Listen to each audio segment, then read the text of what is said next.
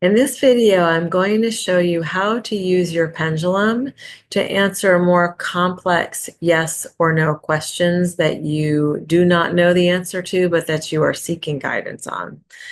So let's say that I want to know if I should marry Charlie, okay?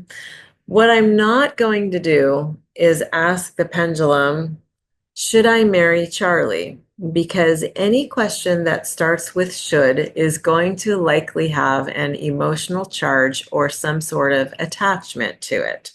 Also, you can tell by the nature of the question, since it has to do with a romantic relationship and whether or not it should go to the level of marriage, this is not likely something that the asker of the question would be neutral around.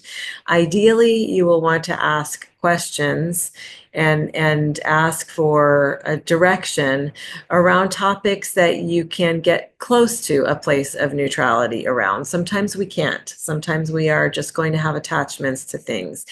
Recognizing that we're attached to the answer is the first step. Your next question might be, well, do we influence the answer when we have attachment to it? And I would say, yes, of course.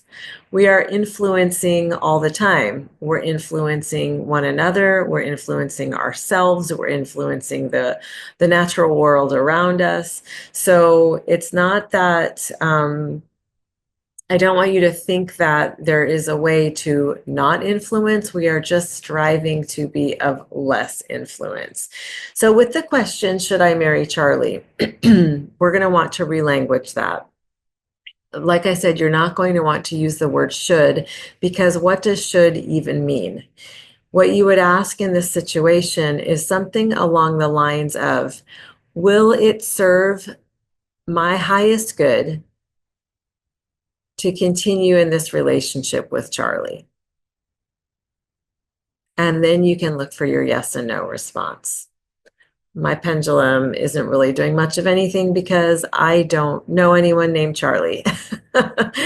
But this is how you would shift the questions, by asking, does it serve my highest good? You can also ask as a follow-up question, like let's say it said, my pendulum indicated yes, it is in the highest service of me to continue the relationship. Then I can ask, is it in the highest service of all involved to continue the relationship with Charlie? And I might get a no. And then I might be curious, well, then who is it not serving? And then I might ask, does it serve Charlie's highest good to continue in the relationship with me? So this is the direction that you can kind of take your questions in. These are the types. This is the way I would encourage you to language it. Is it in the highest service? Does it serve your highest good, or the highest good of the other, or the highest good of all involved?